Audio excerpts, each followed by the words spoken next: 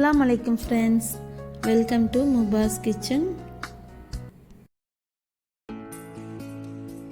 இன்னைக்கு நம்ம பார்க்க போகிறது ஒரு வெஜ்ஜி பீஸா. இதுக்கு தேவையான இன்க்ரீடியன்ஸ்லாம் மைதா 400 கிராம் எடுத்திருக்கேன். பால் 350 ml 1.5 கப் இருக்கும். தேவையான அளவு உப்பு, 2 டீஸ்பூன் சுகர் எடுத்திருக்கேன், 2 டீஸ்பூன் ஈஸ்ட். அப்புறம் சீஸை பொறுத்த வரைக்கும் நம்ம எவ்வளோ போட்டாலும் நல்லாயிருக்கும். வெஜிடபிள்ஸ் இன்றைக்கி மஷ்ரூமும், அப்புறம் குடமிளகா, வெங்காயம், தக்காளி எடுத்திருக்கேன். எண்ணெய் பார்த்திங்கன்னா ஆலிவ் ஆயில் இருந்தால் ரொம்ப நல்லாயிருக்கும். ஏன்னா அவங்களுக்கு இது ஒரு இட்டாலியன் ரெசிபினால் ஆலிவ் ஆயில் தான் அவங்க யூஸ் பண்ணுவாங்க. நமக்கு ஒரிஜினல் ஃப்ளேவர் கிடைக்கும். ஆயிலோ பட்டரோ அந்த மாதிரி சேர்த்துக்கலாம். இப்போ நமக்கு ஆக்டிவேட் பண்ணுறதுக்கு பால் வெது வெதுப்பாக இருக்கணும். அதில் சுகரும் ஈஸ்டையும் நம்ம போட்டு நல்லா மிக்ஸ் பண்ணிவிட்டு ஒரு கொஞ்சம் வார்மாக இருக்க மாதிரி உள்ள இடத்துல வச்சிட்டிங்கன்னா மூடி வச்சிட்டோம்னா நமக்கு அழகாக ஆக்டிவேட் ஆகிரும். இந்த பால் அதிகமான ஹீட்லேயும் இருக்கக்கூடாது, அதே நேரத்தில் ஆறி இருக்கக்கூடாது, கரெக்டாக இருக்கணும். அந்த கை வச்சு பார்த்தா நமக்கு லைட்டாக தெரியும்ல, நம்ம குடிக்கிற மாதிரி ஒரு சூடில் இருக்கும்ல, அந்த மாதிரி இருக்கணும். இருந்ததுன்னா உங்களுக்கு அழகாக ஆக்டிவேட் ஆகிரும். இந்த மாதிரி நுரைச்சிட்டு நமக்கு வரும், மேலே அப்படி நுரைச்ச மாதிரி இருக்கும். இப்போ மைதா மாவில் நம்ம தேவையான உப்பு சேர்த்துக்கலாம். உப்பு நான் பிங்க் சால்ட்டு சேர்த்துருக்கேன், அதான் அந்த கலரில் இருக்குது. இப்போ இந்த பாலுக்கு பதிலாக நீங்கள் தண்ணி சேர்த்துக்கலாம். அதாவது வெது வெதுப்பான தண்ணி, சரியா? பால் தான் சேர்க்கணும் அப்படின்ட்டு இல்லை. இது நம்ம கொஞ்சம் கொஞ்சமாக விட்டு மிக்ஸ் பண்ணணும். சப்பாத்தி மாவுலாம் பிசைறோம்ல, அதே மாதிரி தான். அதை விடவும் இது கொஞ்சம் ஸ்டிக்கியாக, அதை பிசு பிசுன்னு இருக்கணும். அப்போ உங்களுக்கு அந்த டோ நல்லா ஒரு சாஃப்டாக கிடைக்கும். இதில் 2 டேபிள் ஸ்பூன் நான் எண்ணெய் விட்டுருக்கேன், ஆலிவ் ஆயில் விட்டுருக்கேன்னா. நீங்கள் பட்டரோ இல்லைனா பட்டராக இருந்தால் ரூம் டெம்பரேச்சரில் இருக்கணும், இல்லைனா நார்மல் குக்கிங் ஆயில் எது இருந்தாலும் பிரச்சனை இல்லை. இப்போ இதை நல்லா பிசையணும். எந்த அளவுக்கு பிசையணுமோ அந்த அளவுக்கு நமக்கு சாஃப்டாக கிடைக்கும். நம்ம கடையில் வாங்குறத விடவுமே இந்த டோ பார்த்திங்கன்னா நல்ல சாஃப்டாக இருக்கும். நம்ம வீட்டில் பண்ணும்போது ஹெல்த்தியும் கூட.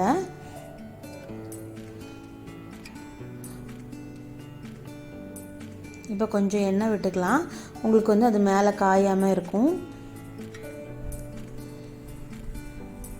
ஃபுல்லாக படுற மாதிரி எண்ணெய் விட்டுட்டு ஒரு மூடி வச்சு நம்ம மூடி வச்சிடலாம். குறைஞ்சது ஒரு 1/2 ஹவராவது நம்ம வைக்கணும்.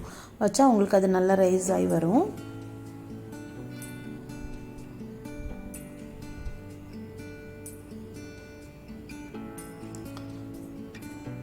இப்போ மாவு நல்லா ரெடியாகி வந்திருக்கு, நல்லா சாஃப்டாகவும் இருக்குது. இப்போ நமக்கு அது ஒட்டும், அதனால நான் கையில் கொஞ்சம் எண்ணெய் தடவிருக்கேன்.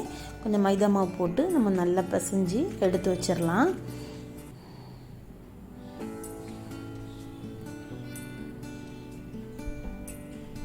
உங்களுக்கு அந்த பீஸா பிளேட்டோட சைஸை பொறுத்து நீங்கள் எடுத்துக்கோங்க, கட் பண்ணி எடுத்துக்கோங்க. இப்போ நான் 2ஆக கட் பண்ணி எடுத்திருக்கேன். நீங்கள் ஒரு பீஸா பண்ணுறதா இருந்தால் 200 கிராம் எடுங்க, கரெக்டாக இருக்கும் மாவு. நமக்கு பீஸாவோட பிளேட்டை பொறுத்தும் இருக்குது சைஸு, அதனால் அதை கனெக்ட் பண்ணி தான் நம்ம எடுக்க முடியும். இப்போ நம்ம வெஜிடபிள்ஸ் எல்லாத்தையுமே கட் பண்ணி எடுத்துடலாம். மஷ்ரூம் நான் எதுவுமே பண்ணலை, லைட்டாக ஒரு ஃப்ரை பண்ணுற மாதிரி அந்த மாதிரிலாம் பண்ணலை. ஏன்னா உங்களுக்கு இது சீக்கிரமாக குக் ஆகக்கூடியது. நமக்கு அந்த பீஸா ரெடி ஆகும்போதே உங்களுக்கு அது ரெடி ஆகிடும். 2 வாட்டி குக் பண்ணோன்னா அந்த டேஸ்ட் நல்லா இருக்காது. கொஞ்சம் நமக்கு க்ரன்ச்சியாக இருக்கணும், கொஞ்சம் ஜூஸியாக இருக்கணும். அதனால நான் அப்படி டைரெக்டாகவே அதில் வச்சிட போகிறேன். உங்களுக்கு மேலே நம்ம சீசனிங் எல்லாமே சாஸ்லாம் போடும்போது உங்களுக்கு அந்த டேஸ்ட் இதில் வந்துடும். எல்லாமே கொஞ்சம் ரஃப்பாக தான் நான் கட் பண்ணி வச்சுருக்கேன். இப்போ நமக்கு ஃபஸ்ட்டு இன்க்ரீடியன்ஸ்லாம் நான் காட்டாதது சீசனிங்கும் சாஸ் ஐட்டமும் தான் நான் காட்டலை. இப்போ சீஸு, அதுக்கப்புறம் பீஸா சாஸ், அதுக்கப்புறம் கொஞ்சம் ஹெச்சப் எடுத்திருக்கேன், டொமேட்டோ ஹெச்சப்பு, அப்புறம் பேசில், அதுக்கப்புறம் ஆல் பர்பஸ் சீசனிங் கொஞ்சம் எடுத்திருக்கேன்.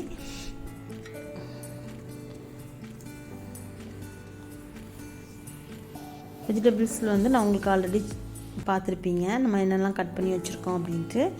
இப்போ வந்து பீஸா பிளேட்டில் கொஞ்சம் ஆயில் அப்ளை பண்ணிவிட்டு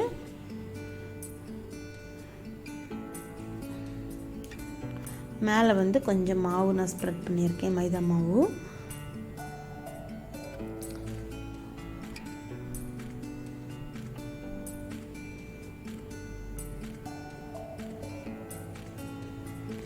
உங்களுக்கு எப்படி ஈஸியாக இருக்கோ அந்த மாதிரி நீங்கள் பரத்தி எடுத்துக்கோங்க.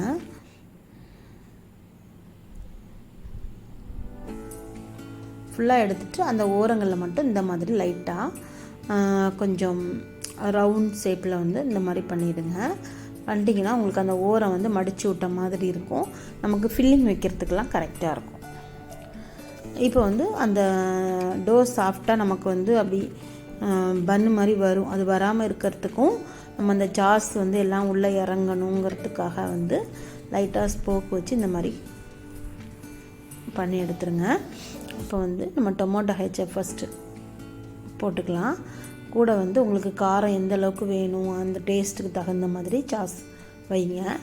காரம் வந்து கம்மியாக இருந்துச்சுன்னா நிறைய சாஸ் வைங்க, அப்போ வந்து நல்லாயிருக்கும். அப்போ தான் அந்த பீஸா வந்து உங்களுக்கு நல்ல ஒரு ஜூஸியாக இருக்கும். இதுதான் அதோட டேஸ்ட்டே அது கொடுக்குறது. அதனால் கொஞ்சம் அதிகமாகவே சாஸ் எல்லாமே வைங்க.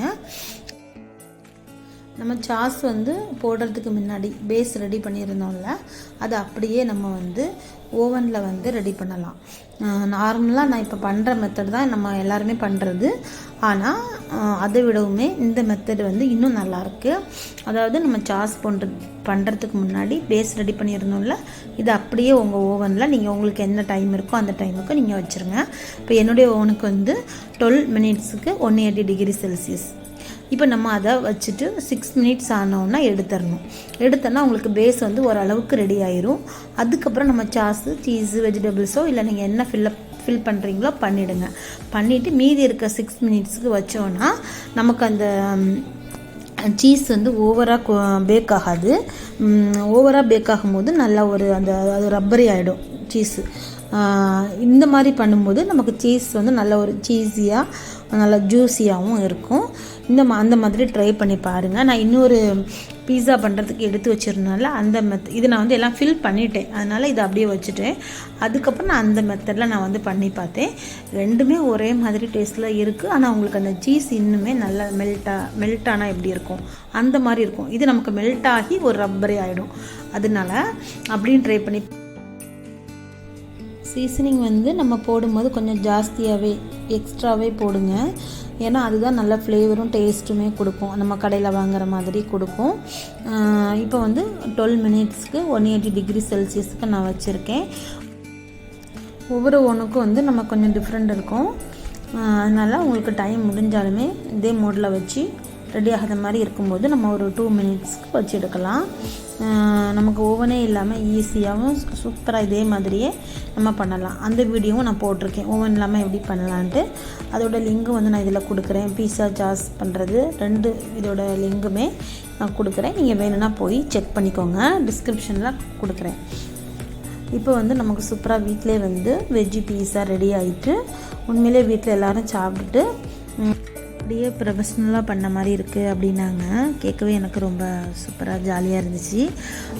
நீங்களும் ட்ரை பண்ணுங்கள், உங்களுக்கும் எப்படி வந்தது அப்படின்ட்டு உங்களுடைய ஃபீட்பேக்கை எனக்கு கமெண்ட் பண்ணுங்கள். இந்த வீடியோ பிடிச்சிருக்குன்னு நினைக்கிறேன். பிடிச்சிருந்தனா லைக் பண்ணுங்கள். இப்போ தான் பார்க்குறீங்க அப்படின்னா சப்ஸ்கிரைப் பண்ணுங்கள். இன்ஷா அல்லாஹ் இன்னொரு ரெசிபியோட பார்க்கலாம். அஸ்ஸலாமு அலைக்கும்.